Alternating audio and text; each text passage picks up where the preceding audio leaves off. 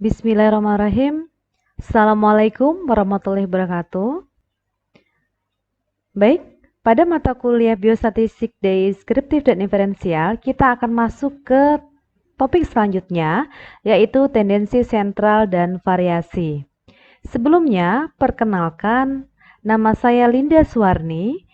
Saya merupakan dosen Fakultas Ilmu Kesehatan, Prodi Kesehatan Masyarakat, Universitas Muhammadiyah Pontianak sejak tahun 2006 sampai sekarang.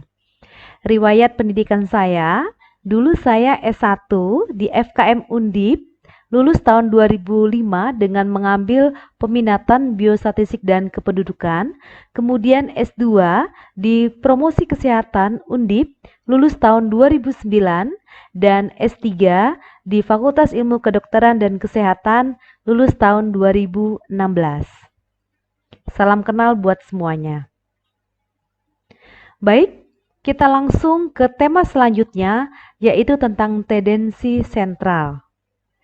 Tendensi sentral adalah sering dijadikan acuan dalam kita memahami distribusi dari suatu data dan dianggap sebagai sumber informasi yang penting yang menggambarkan distribusi suatu gejala atau fenomena. Sehingga nilai tendensi sentral ini memberikan satu nilai yang dapat mewakili atau menggambarkan seluruh skor dalam kelompok. Nah, merupakan deskripsi ringkas dari sejumlah data kuantitatif. Tendensi sentral ini seperti apa sih? Sebetulnya adik-adik mahasiswa sudah pernah belajar sebelumnya, ya. Kita sudah pernah belajar dulu pada saat SMA. Nah, tendensi sentral atau ukuran pemusatan ini merupakan ukuran statistik yang menentukan skor tunggal yang dapat mendefinisikan pusat distribusi. Jadi tujuannya adalah menemukan skor tunggal yang paling mewakili untuk seluruh kelompok, ya. Nah, konsep tendensi sentral ini ada 3 yang termasuk di dalam tendensi sentral. Yang pertama adalah mean, yang kedua median, yang ketiga modus. Sudah pernah dengar kan? Mean itu adalah rata-rata, ya. Jadi dari mean dari populasi biasa diberi simbol mu, sedangkan mean dari sampel disebut dengan X bar. Kita ingat kembali bagaimana mencari rata-rata, yaitu jumlah semua nilai dibagi dengan jumlah data. Kemudian median adalah nilai tengah dari data setelah data diurutkan. Ya, jadi median ini adalah nilai tengah dari data setelah data itu diurutkan dari yang terkecil sampai yang terbesar. Median disimbolkan dengan ME atau MD. Dan yang terakhir adalah modus, ini adalah nilai yang paling sering muncul. Kita membahas tentang mean, ya. Mean itu atau biasa dikenal dengan rata-rata hitung biasa digunakan untuk data interval atau rasio atau kita biasa kenal dengan skala data numerik, ya. Berfungsi sebagai titik keseimbangan dan selalu berada di antara skor tertinggi dan terendah, namanya rata-rata. Sehingga mean itu diperoleh dari jumlah semua data atau jumlah semua nilai dibagi dengan banyaknya data. Ini ya, sigma X jumlah semua nilai dibagi dengan banyaknya data. Data acak dan data yang dikelompokkan, ya. Kalau data yang ada sedikit maka tidak perlu dikelompokkan, ya. Misalkan kita punya satu kelas dengan data 20, wah, itu tidak perlu dikelompokkan. Namun jika jumlah data banyak maka dikelompokkan disusun dalam distribusi frekuensi. Ya, misalkan di sini kita punya data acak, misalkan kita punya data banyak, sehingga ketika kita harus menjumlahkan semua nilai secara manual kita punya data 100 ya, 100 data, ketika kita ingin menjumlahkan semua nilai itu akan menjadi kesulitan bagi kita, sehingga lebih baik kita mengelompokkan dalam distribusi frekuensi. Silakan dipelajari lagi materi sebelumnya bagaimana membuat distribusi frekuensi. Nah, sebagai contoh di sini, Hitunglah min data acak di sini. 5,4, 1,1, 0,42, 0,73, 0,48, 1,1. Ini gimana? Berarti jumlah seluruh nilai dibagi dengan banyaknya nilai. Ada berapa nilainya? 6. Ya, jadi ini dijumlahkan, kemudian dibagi 6. Nah, coba kita lihat yang di sini. Hitunglah min dari data acak apabila salah satu nilai paling akhir dengan diganti dengan nilai data outlier. Data outlier ini adalah data yang sangat berbeda jauh dengan data-data yang ada. Ya, di dalam min ketika kita punya data satu yang berbeda jauh, ya, berbeda jauh. Kenapa dikatakan persen? Ini kan 5, 1, 0, 0, sekian, 0, sekian. Ini tiba-tiba 41. Ini akan mempengaruhi. Ya, nanti coba silakan dilihat, silakan dihitung ya. Nanti silakan hitung bandingkan kedua data ini. Nah, perhitungan data acak pertama, minnya adalah jumlah semua nilai dibagi dengannya adalah 1,538. Nah, ketika kita menggantikan satu data dengan data outlier atau data yang berbeda jauh dengan sebaran data yang ada, ternyata ini sangat signifikan mempengaruhi rata-ratanya. Ya. Ini menjadi 8,25. Bayangkan aja data yang pertama dengan nilai yang sama, kita hanya mengganti satu data dengan nilai yang outlier, ya. Perbedaannya signifikan banget, yaitu min di sini adalah 1,5 sedangkan di sini adalah 8,025. Nah, karena perbedaan ini yang sangat jauh sehingga nilai data outlier sangat mempengaruhi nilai rata-rata. Nah, ketika kita masih harus hati-hati ketika nanti kita pada saat kita penelitian dan kita kumpulkan data, ada data yang outlier, dia dibawa di jauh dengan garis sebaran data yang lain, itu akan sangat mempengaruhi. Nah, sehingga min ini sebetulnya memang sangat sensitif ketika ada data outlier. Nah, tadi yang kita pelajari adalah data tunggal. Nah, sekarang bagaimana ketika kita menghitung min dari data kelompok? Kita contohkan seperti ini ya. Sebanyak 21 orang pekerja dijadikan sampel dan dihitung tinggi badannya. Data tinggi badan dibuat dalam bentuk kelas interval. Hasil pengukuran tinggi badan adalah sebagai berikut. Kita bisa lihat ini tinggi badan, ya, kemudian frekuensinya. Nah, ketika data berkelompok, maka nilai rata-ratanya dihitung dengan sigma Fi adalah frekuensi kelompok yang nah ini Xi adalah nilai tengah atau titik tengah dari kelompok atau interval tersebut dibagi dengan frekuensi yang gitu ya. Jadi seperti ini. Contoh seperti ini. Jadi lebih enak ketika kita menggunakan tabel ya, menghitung data kelompok dengan ini ya. Nilai tengahnya, tinggi badan, titik tengahnya, ada frekuensi kita bikin seperti ini. Nah, kemudian kita mencarinya, titik tengah ini diperoleh dari 151 batas bawah ditambah dengan batas atas ya, dibagi 2 ya. Kemudian diperoleh ini. Kemudian frekuensi, nah dikalikan Fi frekuensi yang pertama ya, data yang frekuensi pertama dikali dengan titik tengah yang pertama. Kita lihat rumus sebelumnya. Fi kali Xi. Oke? Nah, kita buat tabel sekali ini, kemudian kita jumlahkan karena rumusnya adalah sigma ini adalah jumlah. Nah, ditemukan bahwa Fi kali Xi itu adalah 2456 sehingga ini adalah per F jumlah semua data ya. Fi1 tambah Fi2 ini adalah 21. Berarti min data berkelompok adalah 2456 dibagi dengan 21 adalah 164,67. Gimana? Mudah kan? Semoga bisa dipahami ya. Nanti akan diberikan lembar evaluasi untuk menilai pemahaman adik-adik mahasiswa semuanya. Oke. Kemudian yang selanjutnya adalah median, nilai tengah. Nilai yang letaknya di tengah atau rata-rata dari dua nilai yang berada di tengah kalau datanya genap.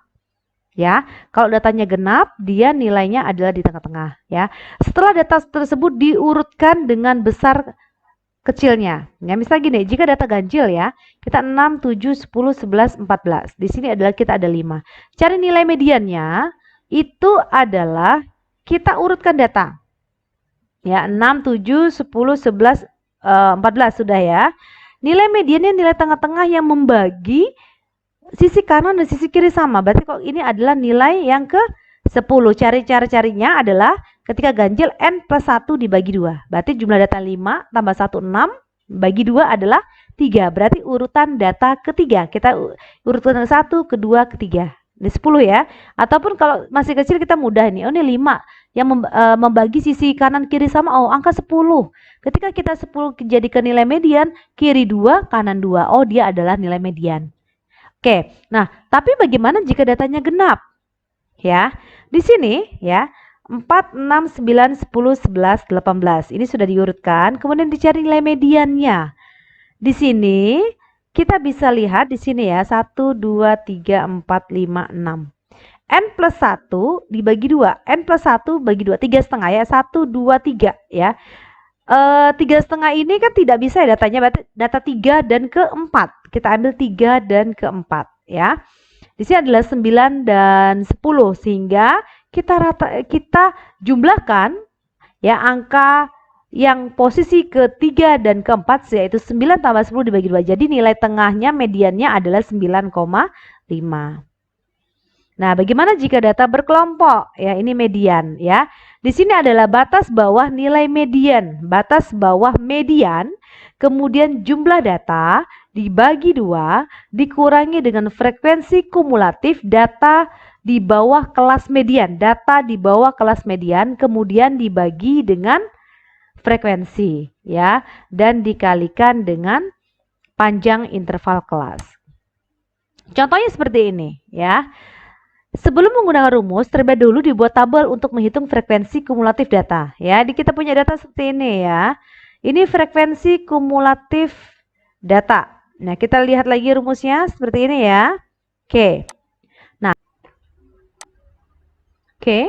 kita bisa lihat di sini median secara sistematis karena angkanya adalah 26, berarti median yaitu N plus 1 dibagi 2. N plus 1, 27 dibagi 2 adalah 13,5, berarti mediannya terletak pada urutan data ke-13 dan 14 ya.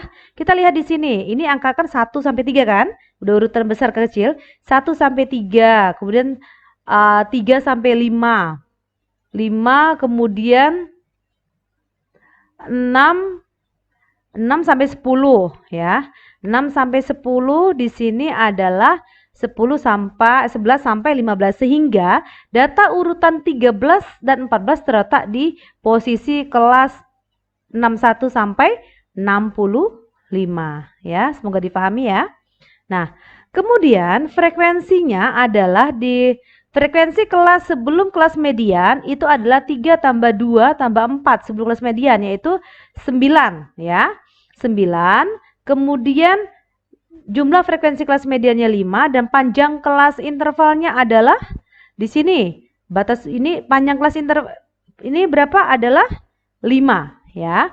Sehingga ketika kita masukkan rumus ya, batas bawah ya, batas bawah median 61 dikurang 0,5 sehingga 60,5 dibagi dengan N 26 bagi 2 dikurang dengan frekuensi sebelum kelas median 9 dan dibagi dengan frekuensi kelas median dikalikan dengan panjang kelas interval yaitu dapat di sini 60,5 tambah 4 adalah 64,5.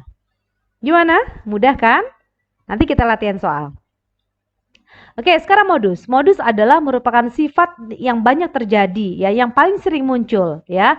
Dia biasanya lebih kepada data kuantitatif, nilai yang paling banyak terjadi, kalau kualitatif sifat yang paling banyak terjadi. Jadi modus kalau kelompok yang ini mudah aja ya, kita lihat frekuensi yang terbesar. Nah kalau ditanya dengan modus yang berkelompok itu seperti apa? Di sini adalah batas bawah kelas interval dengan frekuensi terbanyak B-nya itulah di plus B1 frekuensi terbanyak dikurangi dengan frekuensi kelas sebelumnya, kemudian B1 ya ditambah B2 frekuensi terbanyak dikurangi kelas sesudahnya. P adalah panjang kelas interval. Di sini panjang kelas intervalnya berapa? Ini adalah 51 ke 56 ke 5 ya, ini punya 5, 5, 5. Nah, sehingga kita bisa mencari nilainya, nilai B-nya batas bawah kelas interval, kita frekuensi modusnya mana? Modusnya paling banyak adalah 27.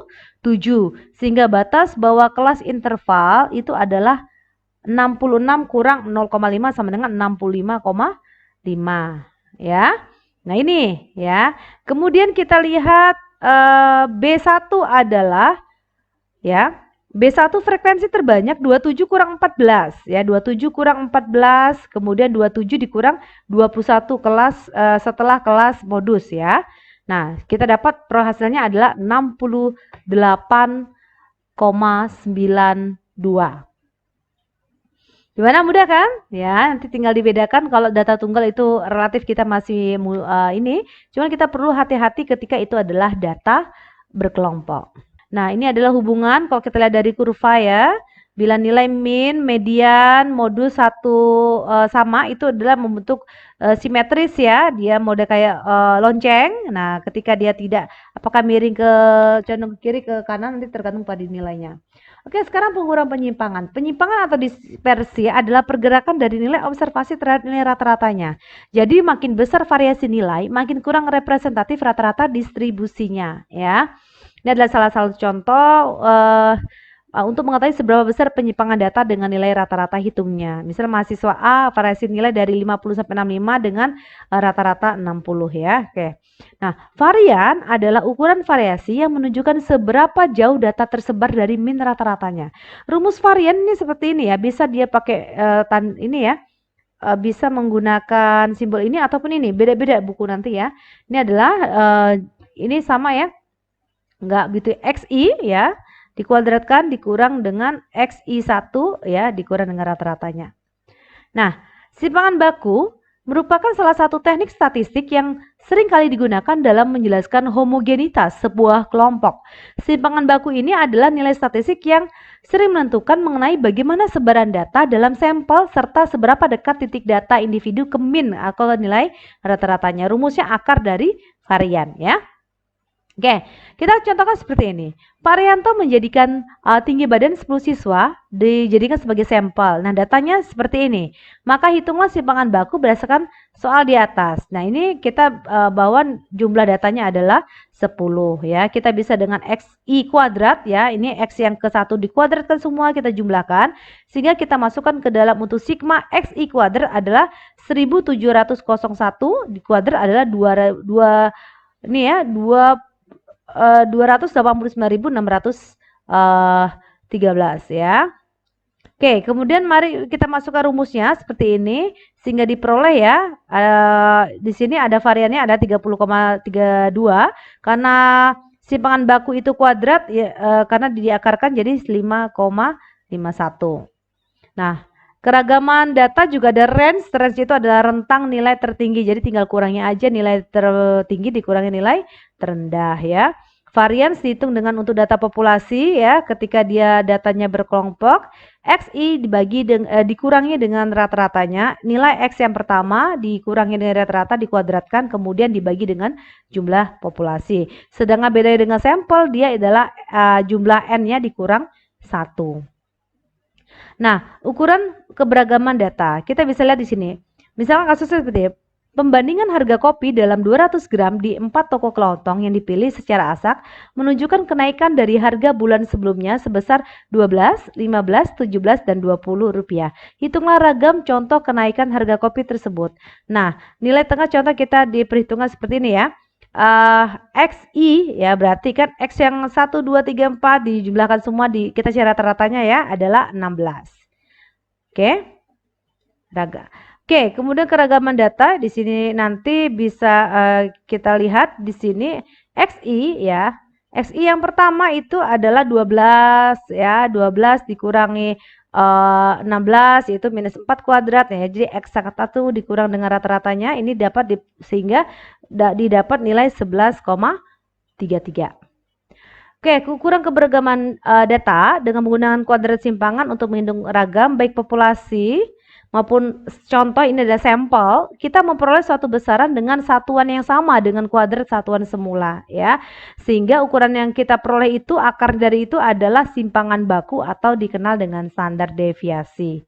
Ya, simpangan baku bisa kita lihat seperti ini akar dari varian. Oke ya. Oke, ini tadi penjelasan terkait dengan sama. Ini jangan bingung ya, jangan bingung ketika simbol-simbol nanti tergantung dari referensi. Baik, demikian yang dapat saya sampaikan. Semoga dapat dipahami. Silakan kerjakan lembar evaluasi untuk melihat pemahaman pada pertemuan kali ini. Terima kasih, saya akhiri. Wassalamualaikum warahmatullahi wabarakatuh.